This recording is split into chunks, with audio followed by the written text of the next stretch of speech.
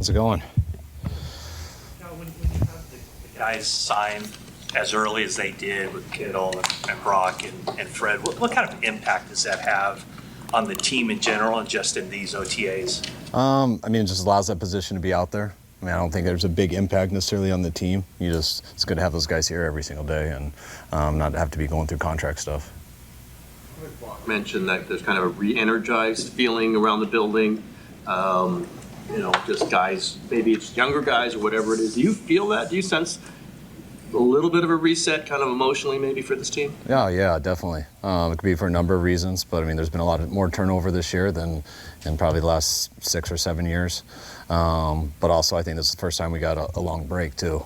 The year before last year, coming off the 23 season, was one of the shorter breaks that we had, having that tough loss in the Super Bowl, and I'm coming back really just like 6 weeks later, and it's never fun to have January off, but those extra 5 weeks add up a lot, and I think guys are itching to get back this time, excited to get back, ready to go for you the first day, and it's been a lot more fun that way.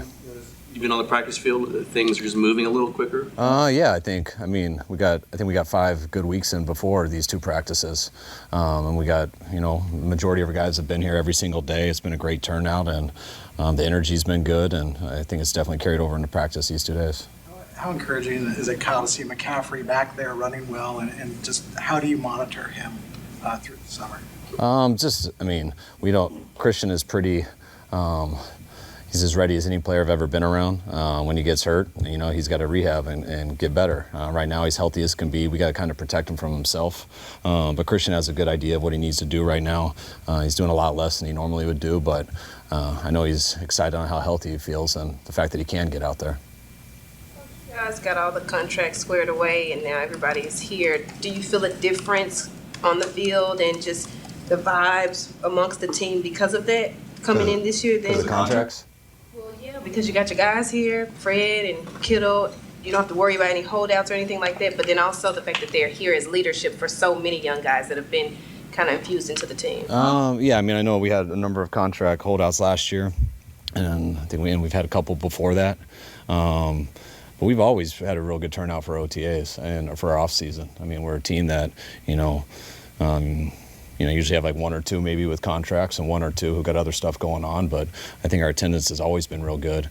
The contract stuff gets made a big deal. It's always annoying when it goes into camp, and especially when you're going into a first week and stuff like that, but that's not something that really affects the team right now. It's cool that we don't have any of those on the horizon though, so there'll be no hiccups in the future. Trent been around for any of these sessions? Yeah, he's been around. He was here at the beginning of phase 1. Hasn't been here in a couple weeks, but expect to see him soon. Pearsall, is he? Ricky's here. Ricky's been awesome, but Ricky has a tweaked hamstring, so I'll be surprised if he does anything in OTAs. He'll be back for minicamp or out for the rest? I know he could be, but by the time you get to minicamp and there's just 2 days left in school, we probably won't just throw him out there. But he should be healthy by then. Siegel and Collins, how long will they be out? But Collins had the calf.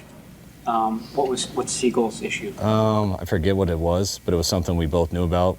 We knew that Siegel wouldn't be ready till training camp, and Collins, he had that before the draft. He redid it in his pro day, and he's week to week right now.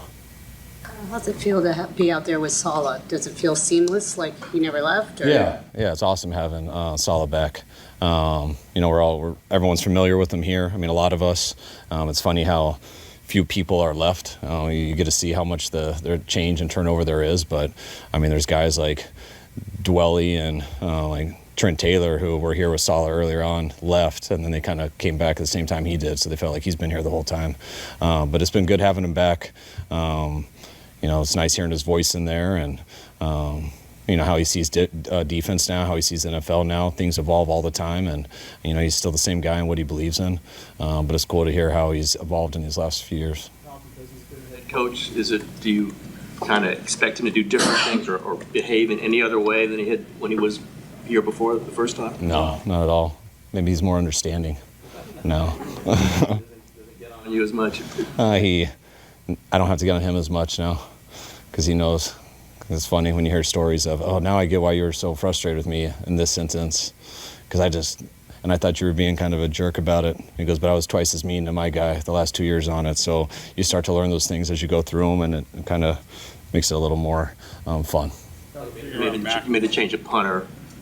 Is that you gave your special teams coach kind of the decision on that? Or how did that work out? Well, I mean, he definitely has the most expertise in the building. So always, whoever has the most expertise at something, I'll always lean towards that guy the most. But it's got to make sense. We all got to agree with it, and it was really hard to cut ties with Mitch. Like, I love Mitch. He's one of my favorite guys I've been around, especially from a special team standpoint, and punter standpoint. He's such a football player and how he plays. The guys love him. But when you just look into contract situations, you know, how last year winning things, the fact that Morstead came available, Brant being so familiar with him and having that relationship, and it ended up making it a decision that wasn't easy, but we felt all confident it was best for our team. Concerned with Mitch's back at this point? He's healthy. So, I mean, he's going to go to a team and help a team out a lot. But those are things you always got to predict. You don't know how those things go, and you got to take the risk reward, and something that to me wasn't a big risk or worth the risk until someone like Morstead comes available, and that's what made it a little bit more, put us on where we needed to make a decision. He's been back now for a couple of weeks. What has sort of stood out about him, and what are your impressions of him so far? I mean, we've only been on the field 2 days, but he's been great going through the meetings those first 2 weeks in phase one, just going through all the cut-ups, talking about some of his stuff he's done over the last few years, just being able to coach him on that. We spent 3 weeks on technique, which everyone's technique's a little bit similar, but it's also different. And to watch him go through those 3 weeks working on some technique things and stuff and just how we see football, and I'm hoping it leads him to help him and he enjoys it. But he's had 2 days to kind of practice it versus defense, and I think he's had 2 real good days, and we'll see how the rest goes. What do you want to see out of your offensive line group? What excites you about your O-line group? What do you want to see from them this offseason? I mean, I want to see them here working. I mean, it's a little harder in these OTAs. You know, I think we got the option of 12 practices. We usually probably only use about 8 of them. But we're trying to get them in there as much as possible. They've been doing individual drills for 3 weeks now because that's what they're allowed to do in phase 2. Phase 3 started, and we're trying to ease them in a little bit. But I want to see them learn the offense, be able to come off the ball at the same time, be able to work in combinations together, and then let them get away for 40 days and come back ready to go. We made a couple plays today. Why do receivers coming out of college typically struggle, maybe more so than some other positions? I think the league's a little different for I think defenses are a lot tougher in the NFL, just from a secondary standpoint, a pass rush standpoint, a preparation standpoint.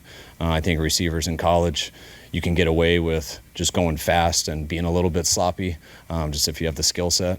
I think when it's like that in the NFL, you can't get away with it. So guys got to learn a lot more, the timing, whatever their offense is, how to play within it and still use their ability, how to break a huddle, hear a long play call, line up, move, come off the ball, do all that stuff, and then think of the nuances of coverages and routes you've never ran before, and catch the ball and get up the field. But at the same time, sometimes that's the first time anyone's heard a play call. I mean, the majority of these guys just sit outside the numbers and look to their buddy on the sideline and signals their route. They run their route. They come back. They tell them they can take the next play off because the ball's going to the other side of the field, so they kind of just jog and just conserve their energy, and just a little bit different. But when you're on a team like that, it's the same for a lineman too. So to me, it's adjustment for everybody. A guy like Luke Farrell doesn't. I mean, probably not on anyone's fantasy football team, but he has actually real world, NFL value. What is that value? Not just you seeing him, but for a blocking tight end in the NFL. He's not the only guy that he's got a decent contract. Yeah, I think. I think a number 2 tight end in the NFL is huge. There's lots of different ways that you can be a 1 or a 2. Usually there's one guy who excels in the pass game, and usually there's one guy who excels in the run game. Our situation's a little bit different because George Kittle, I think, is a Hall of Fame pass game guy and run game guy. So he's a huge part of the offense. Also, we have a running back that goes out on routes a lot.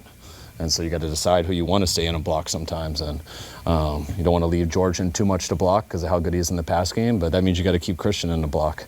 So you kind of got to pick that. It's nice when you can have a tight end who is a good blocker, not only in the run game, but also in protection. So he could come in and he could block a 9 technique, where George and Christian could both be on routes now. That's something I thought we had a lot with Charlie Warner. which that's why when you talk about contracts and money and stuff, I mean, that's what Charlie signed with Atlanta for, so that's about the price of a really good number 2 tight end, whether it's your number 1's a huge blocker and your guy number 2 is just a pass game guy. Kind of see that as a glorified receiver, but when you got a guy who can do both, it's very valuable. Brock, one thing I love about him is he's the same every day. This is the first time he's gone through such a life-changing kind of contract negotiations. What were your observations of, the day-to-day of how he kind of handled that throughout the process? It's probably weird you guys out, but the exact same. He does everything else. I mean, I was on vacation. We were out of town, and so I called him from a boat on Saturday or Sunday, whenever that was, just to congratulate him. And we just messed around with each other for a couple minutes, and I haven't talked to him about it since. So when I see him in person, it's not something we think about. It was just that day. It was congratulations. And, Brock, he's been the same since day one. And I think you like to say that about a lot of people, and we're never lying up here or anything. But Brock is as much like that as not any football player I've met, but any person I've met. You did sign the big deal. Have any of the younger guys or new faces left an impression on you already so far in the activity that you guys have had so far? Yeah, I want to, not anyone to single out. I just love the group. Like, you always want to know about the rookie class and how they come in. And these guys came in a week ahead of schedule because just the way the NFL calendar works this year. So they're able to be with us for 2 weeks in the offseason. So, in phase 2 before OTAs, which is a week more than usual. So they got to spend a week going in all the drills with their guys. They got to spend a week doing some Navy SEAL stuff that we just did as a team. And to watch those guys kind of jump in those 2 weeks before really playing football. I know we got some workers. I know we got guys who really love football. I haven't had to call one rookie in and be like, dude, this is your full-time job. This is how you act. All these guys seem like they already know that. And that's the first thing we're looking for. Now that he signed the big deal, do you want him to be more of a vocal leader, and does he need to be more of a vocal leader? I want to be a leader. He's always been. But there's no worse thing to ask people to do something extra just because of their contract.